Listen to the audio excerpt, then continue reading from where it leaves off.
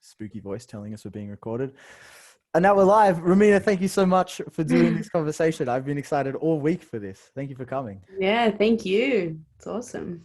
For those of you who don't know Coach Romina, coaches out of Gracie Barra St. Peters, is a brown belt in judo, a brown belt in Jujitsu, and one of the top competitors in the country. Recently won the ADCC National Championship, I believe. So accomplished, experienced in 2 different martial arts, which is an achievement in and of itself.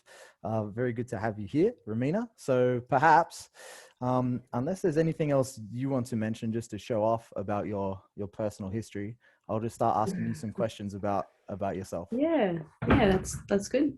Okay, Let's start good. with questions. So you're multilingual. You're not Australian yourself. Where were you born, and where have you lived? Yeah, not even that's like a very straightforward question. But basically, I'm from Argentina. My whole family's there.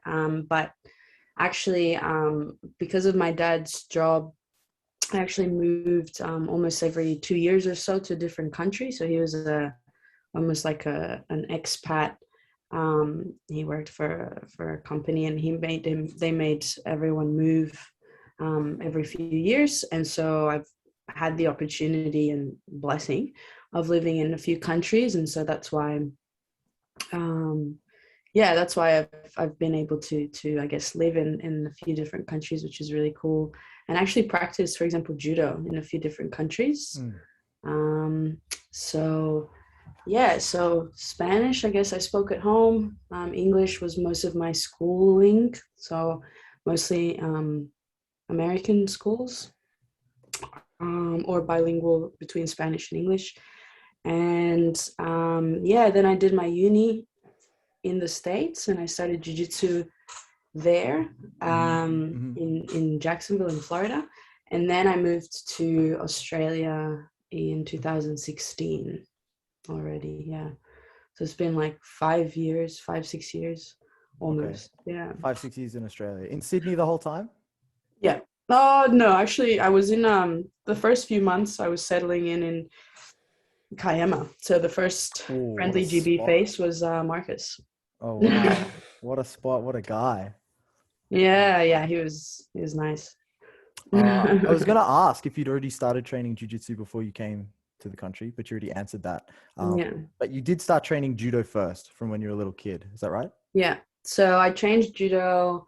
I started judo when I was 8 years old. And I did it all the way through my teens.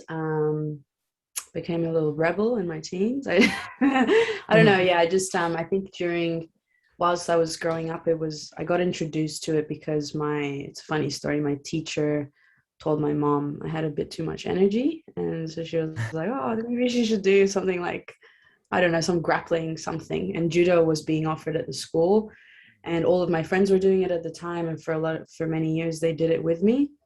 I moved to a different country and things like that, and I still found judo in Italy, in Rome.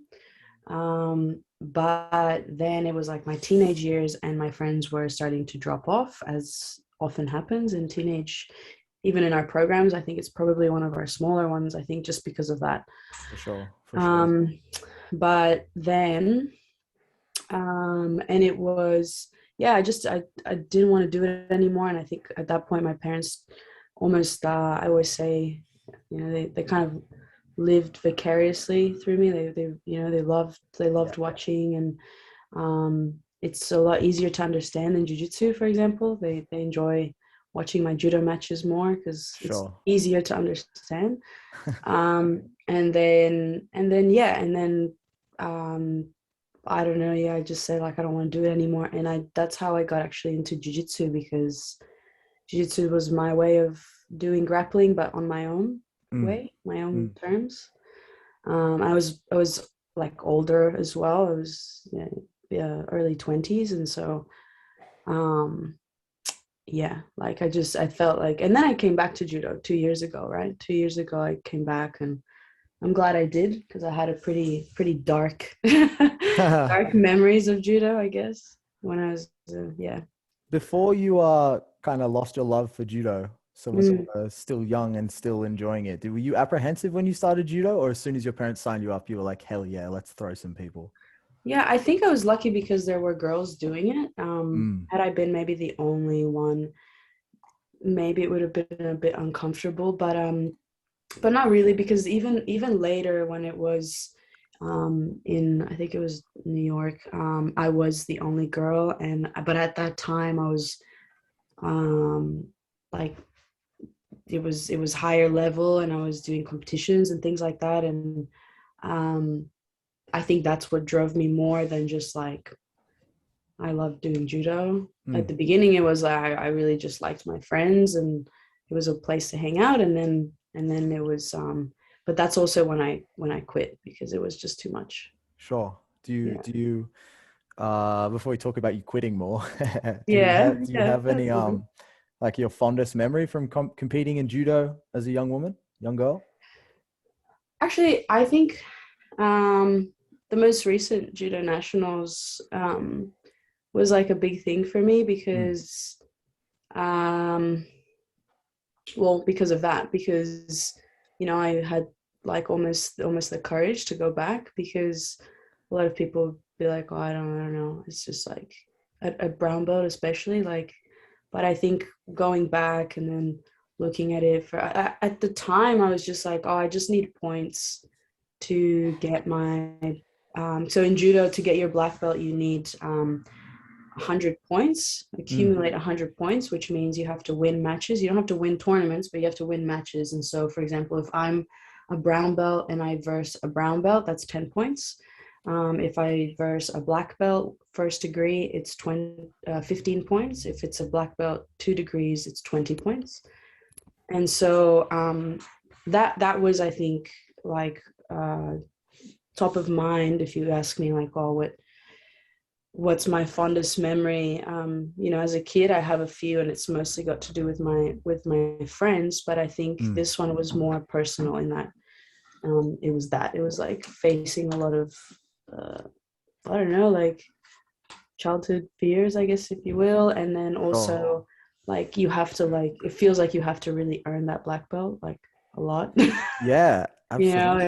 I have to, Maybe. like, yeah. Sorry. I was No, just gonna ask, is that point system for every belt in judo? Is that only? no, that's just for a black belt. Okay, okay. And you don't, like, for example, like, for me, it would be expected to do it through competition. But for example, if, like, I don't know, there's other ways of accumulating points, like you can Mm, volunteer mm, in events and things like that, but they mm, just don't, you don't earn as many points, so it'll take you a little bit longer. And mm. that's just in Australia, actually. So it's actually really hard to get your black belt in Australia. Whoa. They don't have that point system anywhere else in the world that I know of. Um, but I don't know. I think it's just a way for Australia to, like, standardize Sure. In the other black belt. countries, does it operate like jujitsu where your black belt Yeah, kind of just grades you? yeah, that's Okay. it. Okay. Okay. Um, so yeah, no, I'll definitely feel like at the end of it, I'll be like, I earned this. Yeah, that's so So yeah. when you had like your falling out with judo, maybe we can call it a Hmm. falling out, and then Yeah. you decided to come back. The Hmm. payoff of the competition, right? That's what you described as a really sweet memory and moment, especially recently. But what pushed you to go back to judo in the first place? So I was doing jiu-jitsu, and I was like noticing that my judo came in really handy.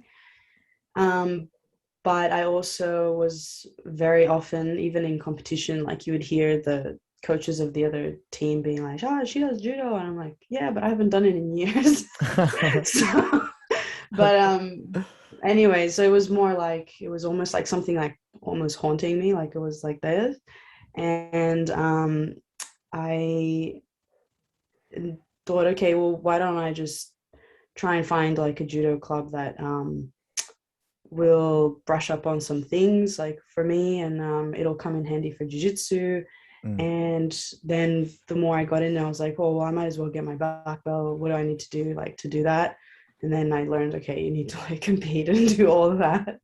um, and so And so, yeah, that's how I kind of got more involved in judo as well. Mm-hmm. Um, and yeah, it's nice because now I'm the more I get involved in judo, I see people within jujitsu. So I've seen at judo comps people in like jujitsu practitioners, but then I've also seen judokas at jujitsu tournaments. So I love that now within Australia, Mm. people are cross training. And I don't know the wrestling community, but I imagine that would happen as well. I Um, was gonna ask this later, but I might ask yeah, it now. Do you see yourself getting into wrestling at some stage, putting on the I, boot, I'm just gonna watch the Olympics the next week. I'll be like, let's see if lycra? it does anything. I don't know. I don't know. Yeah, I think there's a lot already on my plate, but Yeah, it looks absolutely. fun. Yeah. Yeah, I think so. Okay, so aside from the obvious technical elements of judo, right? A takedown-based martial art that's really close to jujitsu, but maybe talking more about things like, I'm not sure, mindset or competition experience or game planning for comp or just training experiences. Are there things that you can think of or point to in judo that you think, wow, I wouldn't have that if I hadn't done judo, that's Yeah. valuable for jujitsu? Yeah, I think my style in jiu-jitsu is pretty like almost like forward or aggressive. I don't know if like you guys will see it now, but like in a lot of my videos, I like when I look back, I'm always they start and then I go like I Yeah. just run at her. And I think that's like from judo a lot. Mm. Um whereas like other styles you'll see like I don't know, Leandrolo, he'll like put his hands out and like suss like the what the other person's doing, but like I every time I start a match I don't see myself doing that, and I think that's just from judo being more explosive. It's only 4 minutes, Mm. you know, it's pretty simple. You get the people's back on the ground like already. I feel like it's more dominant for me. Not saying that guard isn't, like it's not at all, it's just a style. The other one that I notice a lot is especially within kids when I see it, like in judo, there's a lot of so because of the different rules in judo, I think you develop different skills. So for example, the fact that you have to pin someone, one way of winning is pinning someone on the ground for 20 seconds. You develop like almost like that skill of isometric hold of pinning, Mm. right? But in jiu-jitsu, if you hold someone and you're like this, it's Mm. sometimes some people consider it ugly jiu-jitsu, right? Like Mm. it's the flow of transitions from one technique to the other. That's like the beautiful jiu-jitsu. But within judo, because that other person can't move for 20 seconds, that's considered you having complete control over the other person, you win, right? So that's, I think, a skill. Whether it's beautiful or not is subjective, right? But Sure, like it's sure. like I think that's a really obvious to me when I see, especially now I'm exposed to kids that do judo and then kids that do jujitsu, and a lot of them like in jujitsu are super floppy.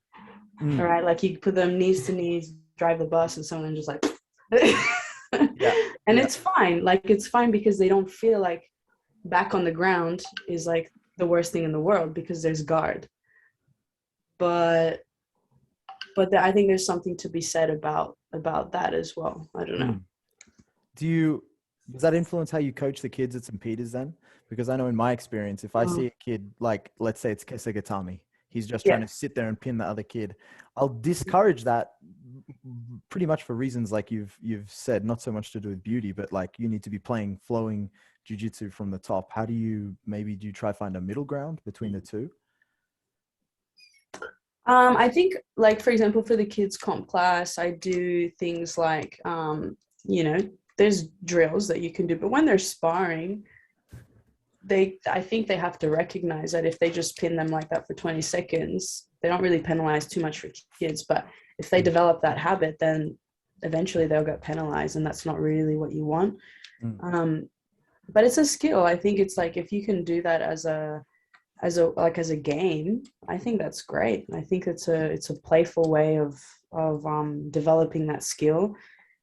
but because of the rules within jiu-jitsu, you know, they just have to know that they can't do that in comp or Sure. you know, in sparring or whatever. Sure. That's really interesting. I've never thought of it Yeah, before. I John was Callahan's noticing always that. talking Yeah, about pins. Yeah. yeah. I have a quick question from Ari.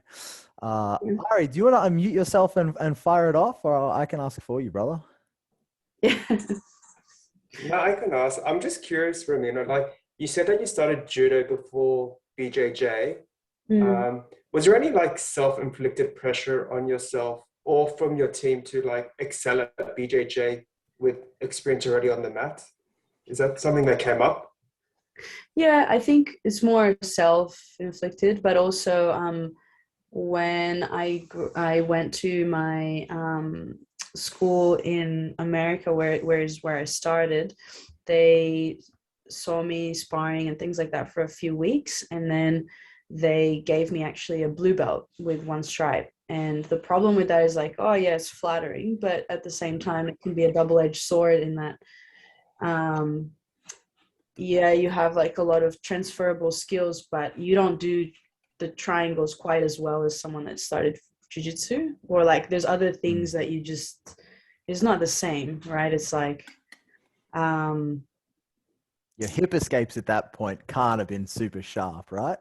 yeah, like those things that would be fine, but then like you playing open guard compared to a blue belt that has been playing open guard maybe from the beginning in day one, you'll be like, oh my, I suck at that. But it's just because, you know, it's different.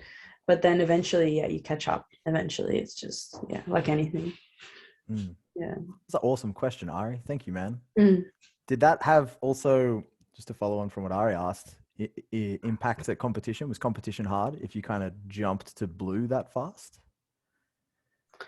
So yeah, obviously didn't compete at white, but at blue, so yeah, I mean, I think yeah, they were tough, but I think every first competition is going to be tough, whether it's blue, white. I mean, and mostly the first one or the first few ones has got to do with the lack of experience. For me, it was within jiu-jitsu, right? Because it was my first few in jiu-jitsu. So yeah, I guess yeah, I remember specifically in one of the blue belt comps I got triangled, and it's funny you say self-inflicted because it is self-inflicted. I would like wake up in the middle of the night and have this like girl triangling me, and I'm like so sad. But it was what, like, I guess drove me to do the next one. Yeah, so yeah, that's it. I hate that you're so comfortable about that. I got pumped at blue belt when I started competing at blue. So damn you, Romina. So chill. All right. Another question before maybe we start talking even more about jiu-jitsu. Karen has asked, Coach Karen, do you want to unmute yourself and shoot your question away? Yeah. Nervous. All right. It's about judo and jujitsu. Don't worry. Okay. I was actually just curious.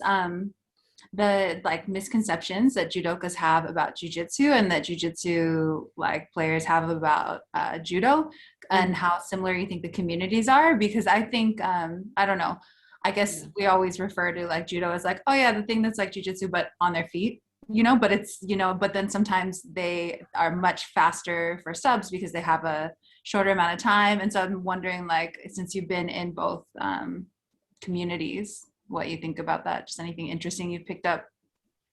No, I think we were talking with Fatima last week. I think it's so good, and hopefully this, once we get out of lockdown, I have a feeling that there's going to be a lot of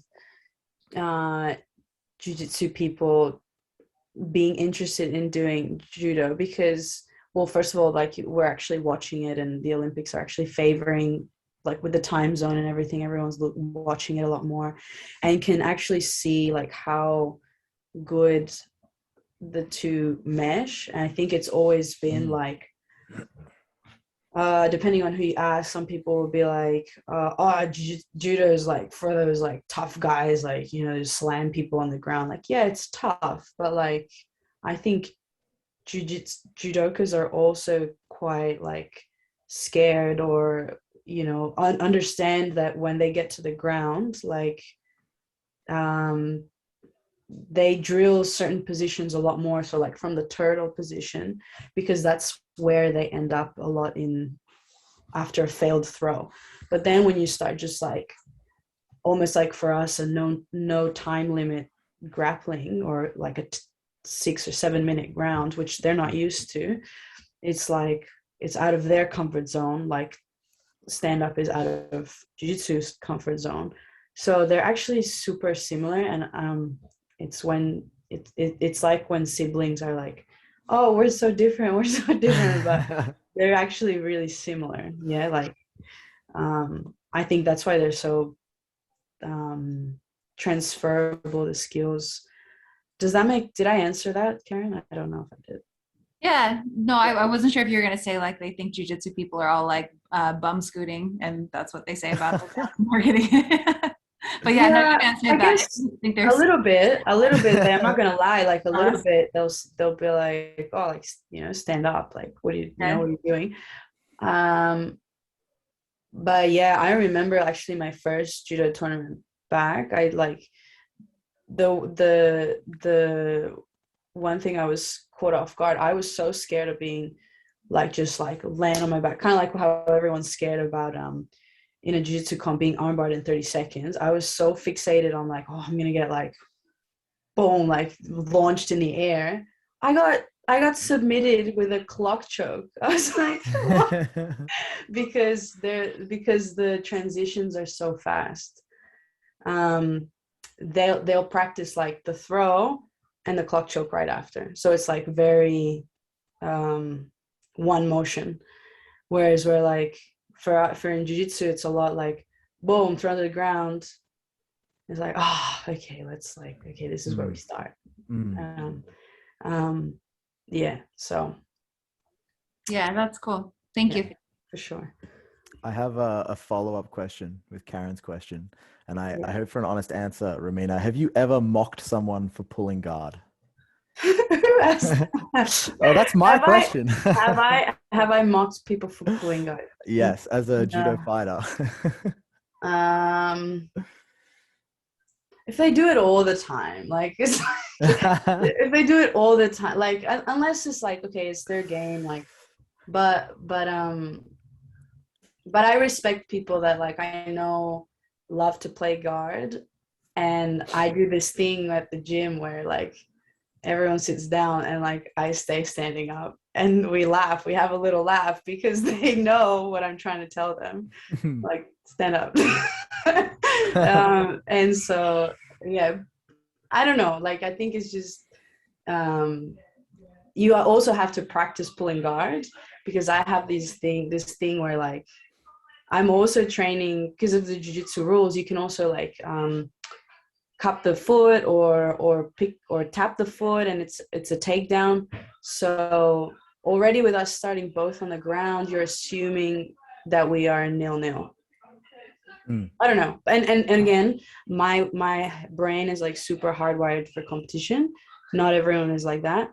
But for me, it's like I respect a lot of people that are like standing up, and then even though I know they like to play guard, they try the takedown. I love that. Like, that's so good, because it's people getting out of their comfort zone, or like I'll play guard, right? And I have to pull guard without them tapping my foot or whatever. Yeah. That makes sense. I'm really impressed. You gave a really good answer to my just stupid all right, maybe let's start talking a little bit more about jiu-jitsu and then sort of competition more broadly. I know you mentioned at the beginning of our conversation, but when and why did you start training jiu-jitsu? So I trained jiu-jitsu because my Brazilian friend took me. She didn't want to go by herself, and she was and so I went with her, and then I was hooked, because I already had like it's not like now with surfing I'm like nose diving and I have to get there, like, bring myself to get there. This I start with no foundation, if you will. Already with jiu-jitsu, it was like oh, like, okay, yeah, I'm kind of good at it. Like, at least I can survive. Like, I'm like Mm. not underwater. And so that's how it was easier to just come back every day.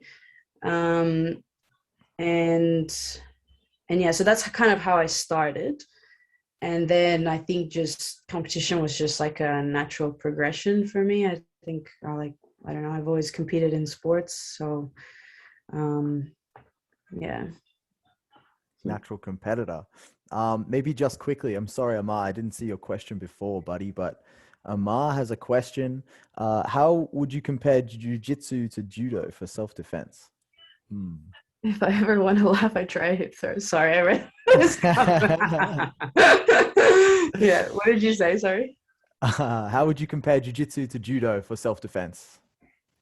How would I compare Jiu-Jitsu to Judo? I think Jiu-Jitsu is a little bit more complete with self-defense. Mm. Yeah. Judo, I think, is very sport specific. Mm.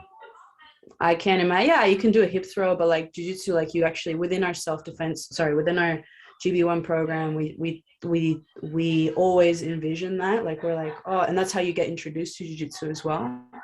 Judo is more like, if you want to throw someone, here's how you do it. Yeah. Simple and effective. Yeah. Alrighty. When you started training Jiu-Jitsu, you're naturally a competitive Mhm. person, so maybe you were drawn to that element of Jiu-Jitsu and then Jiu-Jitsu competition specifically, but did you fall in love with Jiu-Jitsu super fast? So many people who start training Jiu-Jitsu, it's like an addiction in the beginning. Yeah, I agree. Yeah, I think I talk a lot about this with my friends as well. I think there's an element to Jiu-Jitsu. I think at the time when I started as well, I got really into things like personal growth, self-development, if you want to call it that, or self-awareness. And I think just the foundation of martial arts, or specifically jiu-jitsu, is like you trying to be better than you were yesterday. And that is like, if it's unhealthy, it's like an addiction. Like you just go, go, go, go, go, and whatever. And I think that's how you get really addicted to jiu-jitsu, because, and it's a good thing to be addicted to. So, right. So it's not Absolutely. bad, but I think, yeah, that's how I would definitely like just like fell in love with it, because it was like a tool for introspection, if you will, like,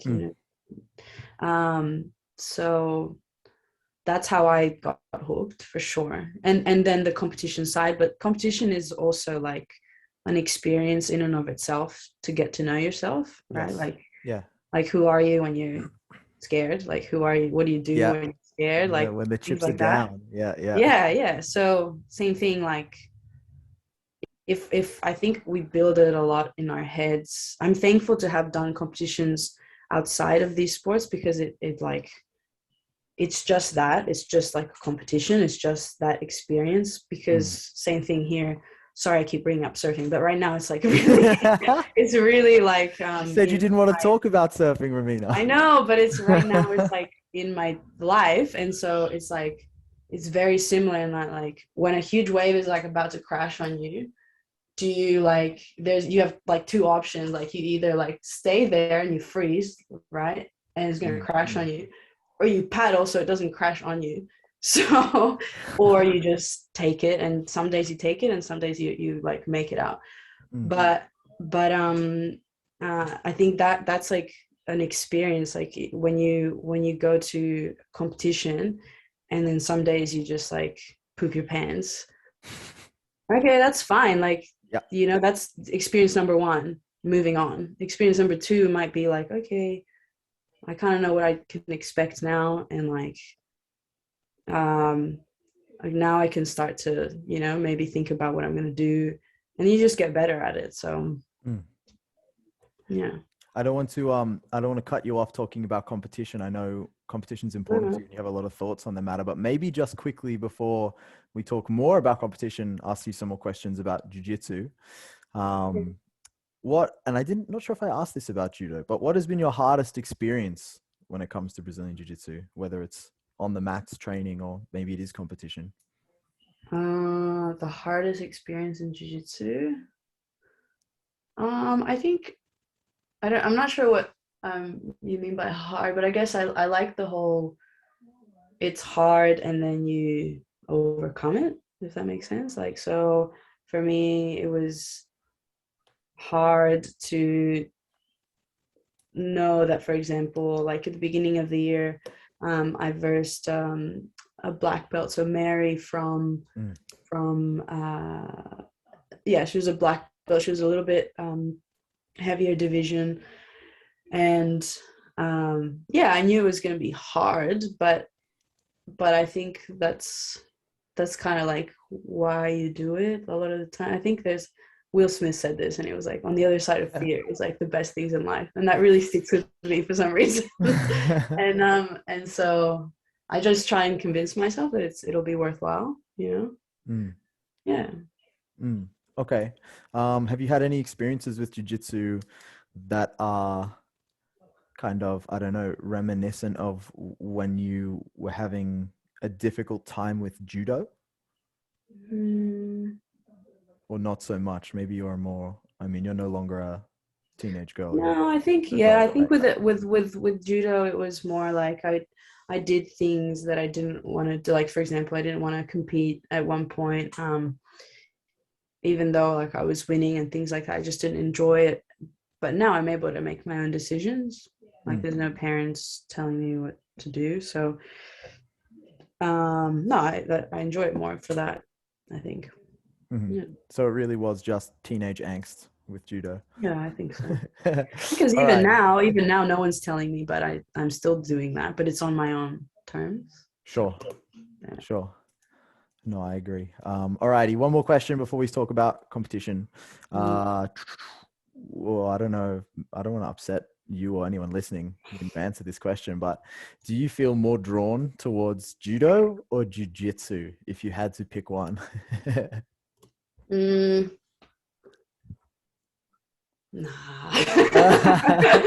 No, I'm not gonna answer that because no, you know why? Because I think I just really like grappling in general. Because if people say, oh, do you like gi or no gi?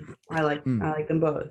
Do you like judo or jujitsu? I like them both. I don't know. Yeah, I just think especially with the things that we were talking about before, you can see the beauty, and if you see the beauty in both, then like I don't understand why you have to pick one or prefer one. Yeah, I think especially when you start to combine them, it's amazing. But what about, do you have a preference? I don't know. No, I'm uncomfortable. No, I think like also the way in which I fight, I wouldn't be able to do it without one or the other. I don't know if that, like, it's not like if I was in jiu-jitsu, I'm a guard player, and then all of a sudden I like transform, and in judo I'm not, because it doesn't appeal very much to judo rules. But the way, I don't have to change much in the way I fight because of the rule, because I grew up in one and I just adapted. And when I went back to judo, well, like nothing really is the same. Like arm bars existed before jujitsu, right? Like before I started doing jujitsu. So I don't know. It's hard for me to say because it's like, yeah. Sure. No, I understand. Sorry. Stylistically, maybe for you, it's kind of all just like one sport when you go and fight, right? Just slightly different rules each time. Yeah. Yeah. And some I have to stop, and some I have to like keep going. And some things I can't do. Very diplomatic. You're correct, Karen. It is. But I'm not saying that because of who's, like, I swear I really like them both. Alrighty. Enough judo and jiu-jitsu politics. Let's start talking about competition.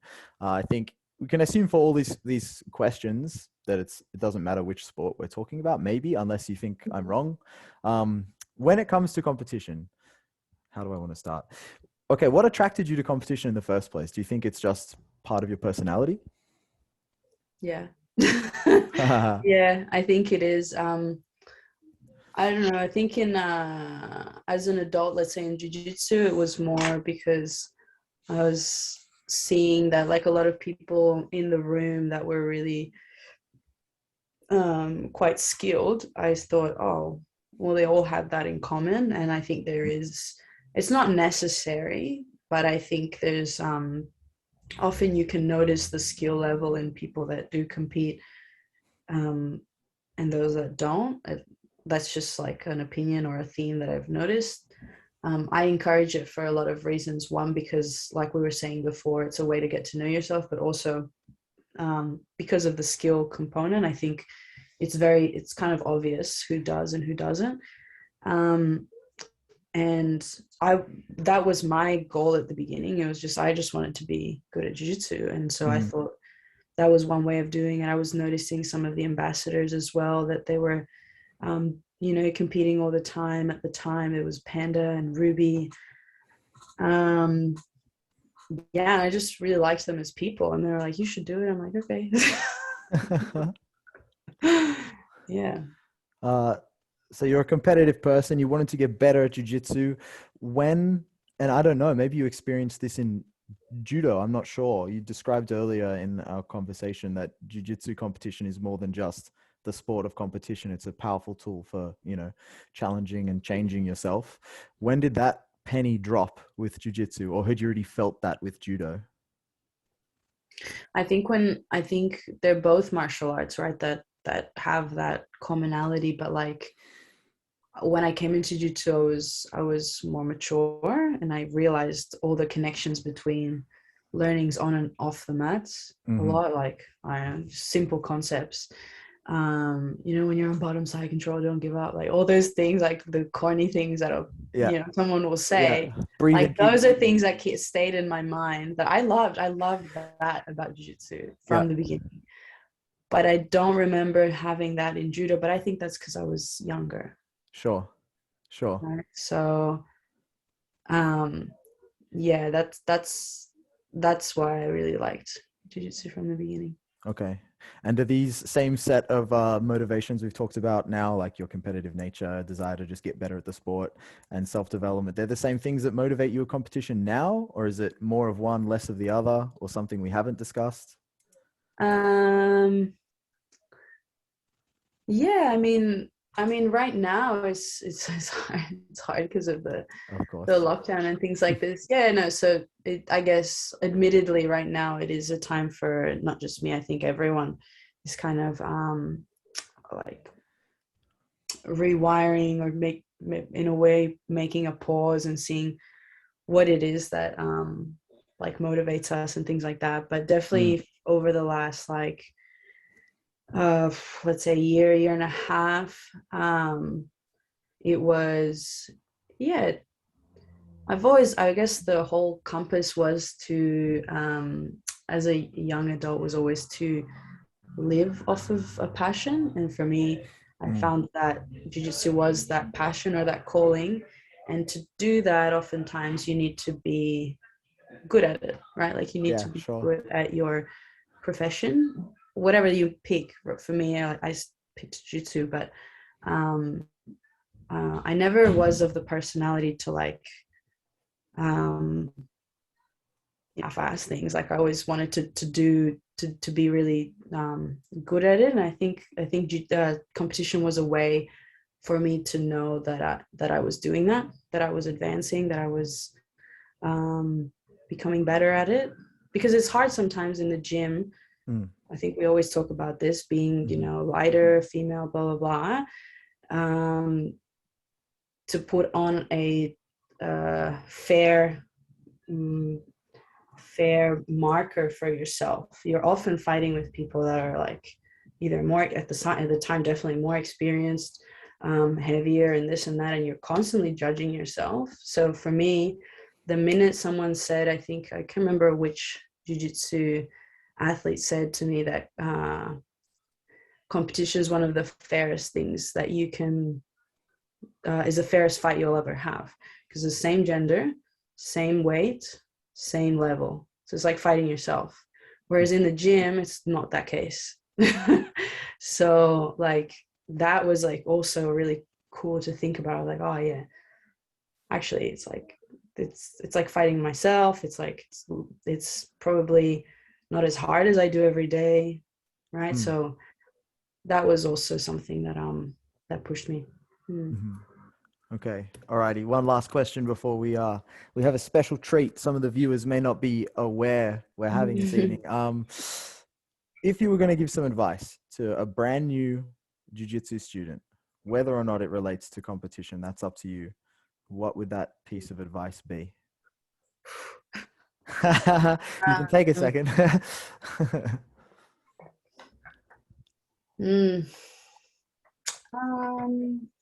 Yeah, I think it might sound a bit corny, but I think everyone's drawn to jiu-jitsu for different reasons, and I think having that very clear in your mind. I'm not talking about like, oh, I want to get fit or I want to find friends. Like it's more like digging a little deeper and saying, oh, what is it that draws me to this particular sport experience? Remove sport from it, actually, just experience. And because I think that, like we were saying before, jiu-jitsu can become addicting, and it can be like, it's a good addiction, it's great, but I find like a lot of the times in that spiral we lose a little bit of insight of the bigger picture. So jiu-jitsu for many of us is like a way for us to socialize, a way for us to get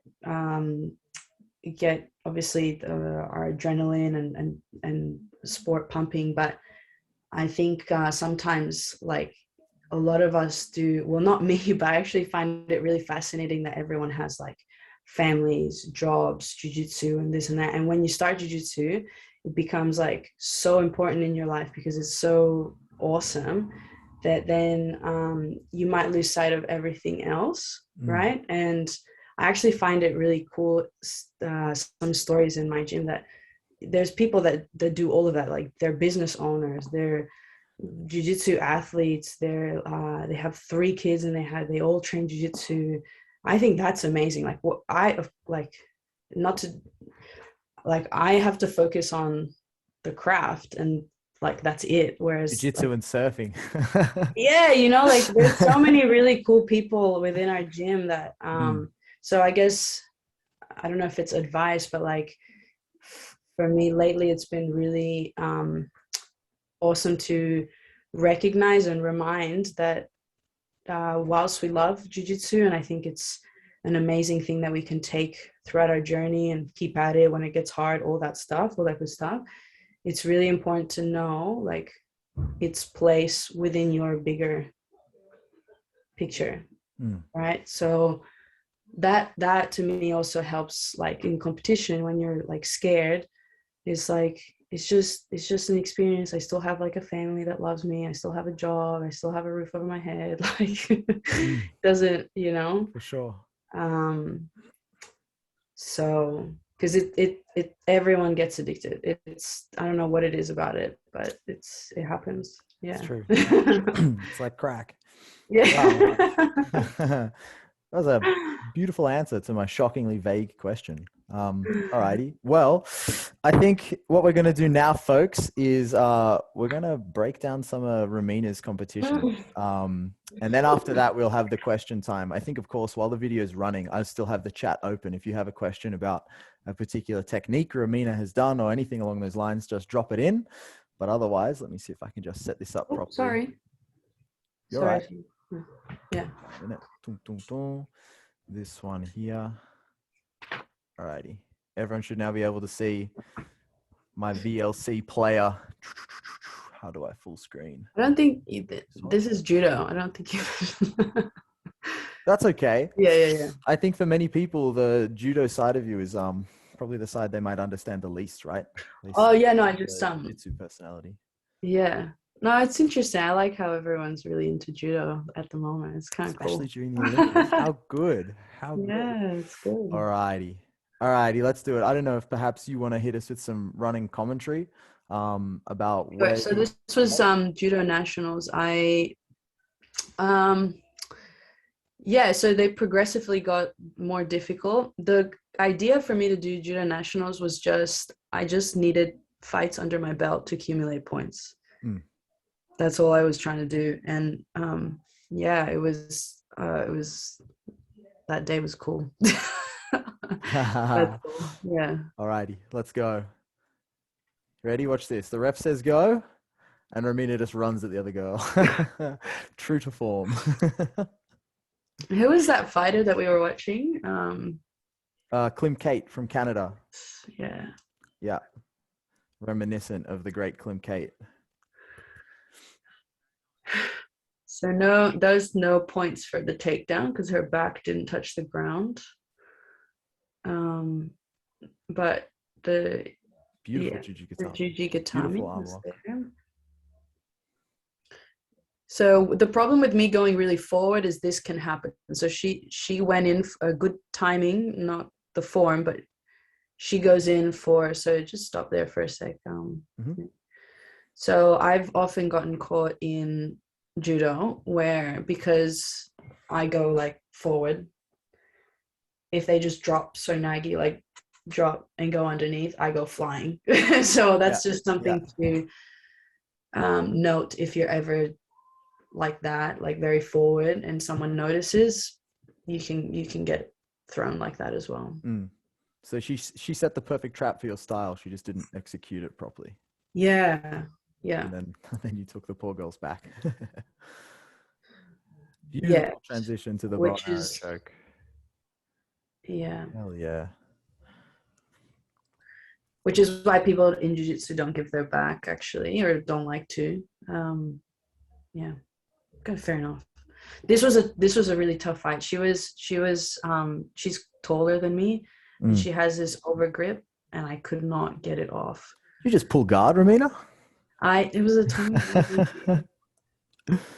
So in judo, boom. If she starts to like slam you or pick you up off the ground, they stop. You can't slam or you can't do any of that. And someone had told me that she liked this grip. And I tried to do it on her as well, but it didn't work. She's so tall. Like fighting Daria Bila did. Yeah.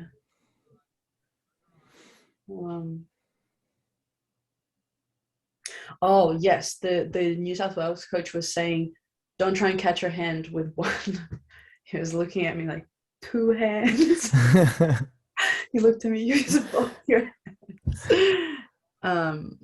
But it took me a while to listen to that. Is either judo or jujitsu competition more intense for you, or are they sort of extremely similar in your mind?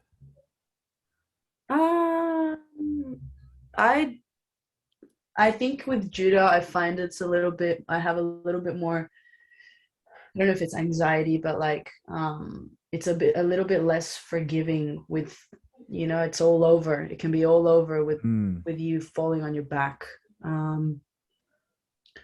And so, whereas in jiu-jitsu, when it gets to the ground, for some reason, this is my perspective, and sometimes I get caught out in it in judo, right? I can like breathe a little bit more. Maybe it's just, it's more explosive. It's only 4 minutes, right? So there's a little bit more chaos maybe for me. Yeah, and it's 2 points and you're done. Whereas in jiu-jitsu, you can, beautiful sit drop sonagi. You can fight back from like 6 points down. Yes, correct. That's it. Some of the heartbreak in the Olympics when fights were just over in a flash. Oof. Yeah, so here I was trying to get her, like she's in half guard holding, because she knows that if she can hold, the ref will send her back up. Why did the ref stand you up there and not let you keep working the position? because I wasn't working a submission. I was just trying to get free my leg so that I could get into a hold down. But you only have like a few seconds, like what? Right. Less than 20 seconds. It's less. She gives you like a little bit of time to do it, but if you can't get it So going. here I tried Tominagi. Wow. And it didn't work. And yeah. She tapped to that? Yeah. Watch that one again. That was crazy. Guard pulls in judo, guys. It was supposed to be a Tominagi, but it was they were doing that in the lighter divisions in the Olympics.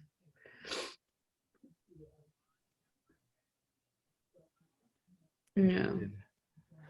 Has your jiu-jitsu helped with these elements of judo, the newaza? Yeah. I think. Yeah, for sure. It's a clean armbar. It's funny in this one. I'll just freeze for a second. This one, we trained together the whole New South Wales training camp together, and she was like the favorite to win. And I was like already kind of happy that I had gotten a few fights under my belt, but I knew she'd be worth a lot of points. I was like, well, that's how you start seeing people when you get to It's so competitive. but that's what I was there for, right? Sure, yeah. The black belt. And but I was ready for like a really tough fight because she's like represented New South Australia in the Commonwealth Games and things like this. She's Japanese, but she's also Australian. And this was like a freak thing. So yeah, you can play. This was like my foot just tapped like because there was like a koichi and she just happened to land with both shoulders on the mat. I was so happy. A little hard to see because of the ref. It looks like you forward and it didn't work and you went back into her, huh? Yeah, the ref's a little in the way. Classic ref gang. Pull her this way and then boom. Beautiful. I looked at him as in like, oh, thank God. Oh, yeah. Hell yeah, dude. Well done. Yeah. So many fights. This is what? Yeah, this was the fifth one. Fifth fight. Yeah. Yeah, it was a big day. So this is the final. Mm-hmm. That's Wazari because one shoulder on the mat. Is that throw your favorite throw in judo? Hanegashi, yeah. Yeah. I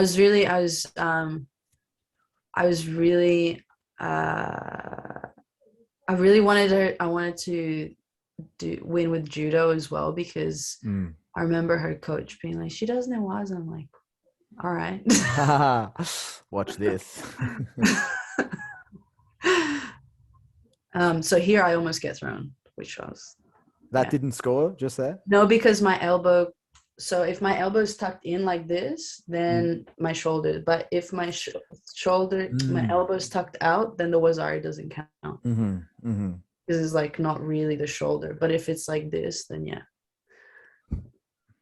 that's Hanegashi. Hell yeah, dude. Hanegashi, beautiful. What a throw. Alrighty, I'm going to try to get this Zoom under control. I think I did it in one click. Fantastic.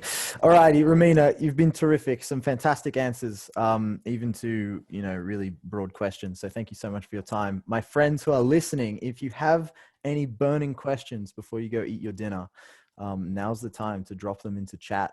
And we can pick Romina's brain a little bit just before she goes. Adolfo, please unmute yourself, sir. Romina, thank you for the amazing interview. It's very exciting to hear from you, and I think, in my opinion, you're a very complete fighter. Not only for you have like judo skills, jiu-jitsu skills, but also like the energy that you bring when you're talking, how passionate you are about it, how humble you are. So I think you're like the full package of a fighter, right? Now, but who taught you all this stuff, right? My question is, who were your biggest influences in terms of coaches that that shaped the way you are as a fighter now? Yeah. So I think as probably when you're young, it's just the people around you. So that's a lot of responsibility that, you know, I think as coaches you have to just keep in mind. I think fortunately we have that a lot in our within our GB like schools, but I think social media now is like, if you pick the right people to follow, is like a super powerful tool, you know, to keep your brain like with the right information, with the things that I think will help you. And I think there's a one coach, like, you know him personally, Mario Hayes is like, I'm a huge fan of his.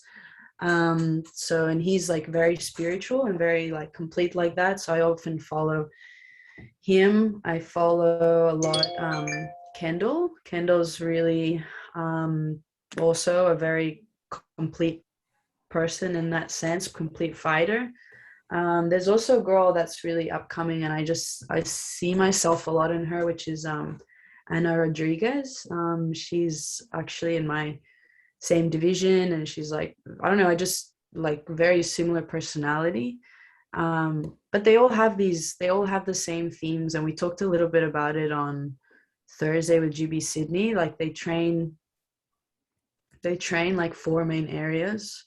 I posted about it last week. And it was like they train obviously their techniques, like their technical jiu-jitsu. They train their mind or heart. They train like their body, so they'll do strength and conditioning 2 to 3 times a week or whatever. And then there was one more, their nutrition. And so like that was like, for me, was like what I saw was making the theme in all of them. And I agree, like I think that was like what a complete fighter was. I just tried to replicate it. That was all I was doing. So but they're all at the high level, they're all kind of doing that. So yeah. I have a question. It's going to come across as mean because Michelle's not here, but how do you cope with Michelle's energy when you're training with her? How do I cope with her? There's nothing to cope. I mean, she's I find Jujitsu interesting too, because she's I've recently seen her compete as well, and like she's so different to me, even though we train in like the same team and we grew up in like that same environment. Yeah, we're just so, I don't know, she knows as well what I need. Like she knows some days I'm having like a ego hit, and so and so she'll leave me be, and like she's really good at reading the room, I think, and reading like some days even in competition she loves like talking to everyone. I can't do that personally, but I think, you know, I think it's nice to have her around because she lightens up a little bit my very serious nature, my very serious training. It's true. Coach Donna as well at our gym, who's here. Yeah, Fiona and Amelia, that you guys, a lot of you guys know her. Coach Donna is like very, very bubbly personality. So often when I find that I'm like being really hard on myself and things like that, she'll crack a joke and I'm like, oh yeah, I do this for fun. Like, you know. But those people, you need those people for sure. So Michelle's that for sure. Big positive energy out of Michelle Bradley. Alrighty, my friends, last call for Quezzies before we let Romina get back to her power meal. I think Sasha has one. Sash, did you have a question, sir? I think he was asking the name of no, I've got that. Professor. I do have a question. Can you, am I on? Yeah, we can hear you, brother. What would you say to young women and women participating in the sport on how to deal with ungentlemanly conduct, shall we say, on the mats? And I hope it's something you've never experienced, but we're all trying to be responsible human beings, but some people bring a lot of weirdness to the mats from occasions. And like your comments. Yeah, well, I think if alarm bells go off, right, if you feel uncomfortable and things like that, I think a lot of the times we just kind of shut it down, or and not just this particular thing, but we shut some things down because we think like, oh, I'm being too much, or I'm being, I don't know. I don't think you should always, I think we have that tendency to think, it's just me. But I think especially if you have the right people around you to, bounce something off of, hey, this happened to me today. I don't think that was right. Don't feel like because you didn't say something then and there that it just goes unnoticed or out the door, especially if it was something that made you feel uncomfortable. Because chances are, I think, again, I've never had to experience this, thankfully, but if they felt comfortable to do it once, I guess, what's stopping them from doing it twice, or even more? So just because you might have not said the perfect thing at the right time, might have been caught off guard or whatever, and you think it's wrong, and you've maybe even double checked that with someone else, someone's opinion, especially a close friend or a coach, call them out on it again. I don't think there's any place for that on the mats, really. The mats is like our safe place for a lot of people, so I think you should treat it just as highly as if it was your own home. Thank you for sharing that. Hell yeah. Another question, Romina. General tips. This is from Alicia, by the way.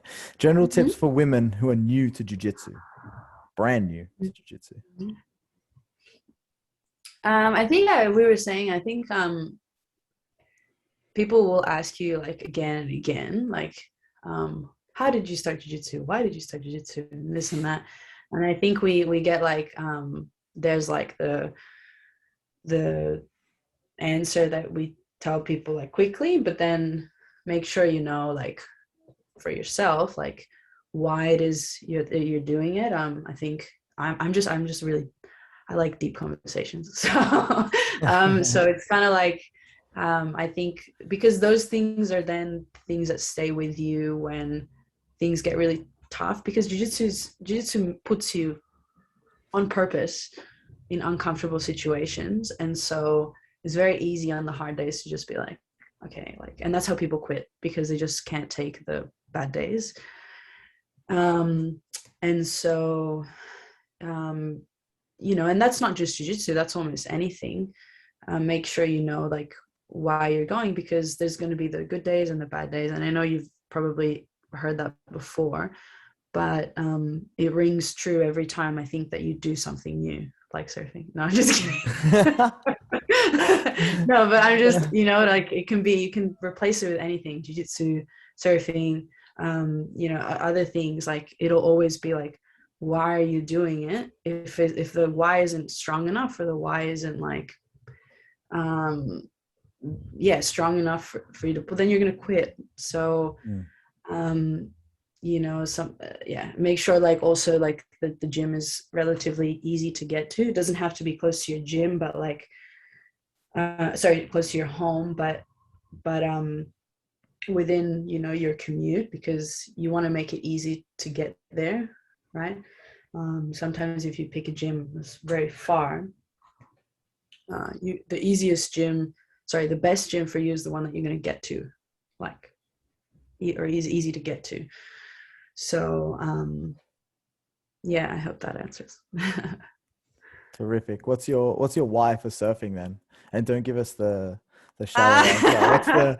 What's the deep one?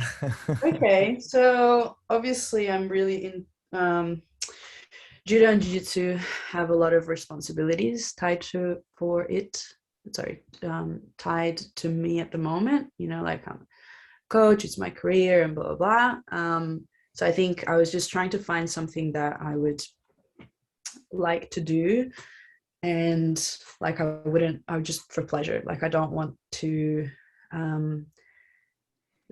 beat anyone in it, or even but you start to see that like looked like it was hard for you to say. Yeah, no, exactly. Exactly. So I wanted to surf by myself today because I didn't want anyone watching. And it's just such a hardwired thing in my brain because I'm constantly under performance for myself, right? But I'm just saying, like, surfing for me is a little bit like that. There's no responsibilities or anything tied, so it's nice. And also my phone's disconnected. It's a way to like enjoy outdoors. So it does a lot of things for me. Yeah. Yeah. I hope it works out for you, dude, and you don't have too many wipeouts before you figure out how to stay. Yeah. Yeah. Alrighty. Well, look, I think we'll wrap it up there. Romina, thank you so much for jumping on and talking with us. I was excited. Oh, thank you guys. It was awesome. I think you're a big inspiration for so many people in the Gracie Barra community. So it's been really cool to get your thoughts, on Jiu-Jitsu, Judo, and your personal experiences. Guys, you're more than welcome to unmute yourself and yell your thank yous at Romina before we all leave. Thank you to everyone who tuned in as well. Thank you. Yeah. Thank you. Thank you guys. Hopefully I'll come see you guys soon. Thanks, Romy. Hey, Jeff. No. What's up, bro? Awesome. Oh. Hey, well done. Well done. Hell All yeah. right, thank you. Thank you. you. Thanks for Thanks. coming. To everyone I didn't say hello to when you arrived, good to see you. I see you now. See you later, Sash man. Awesome. Wicked, So wicked, good. wicked. Also, bye, Professor. Bye, Coach Karen and Coach Sean. Yeah. Hey. Awesome. Wicked.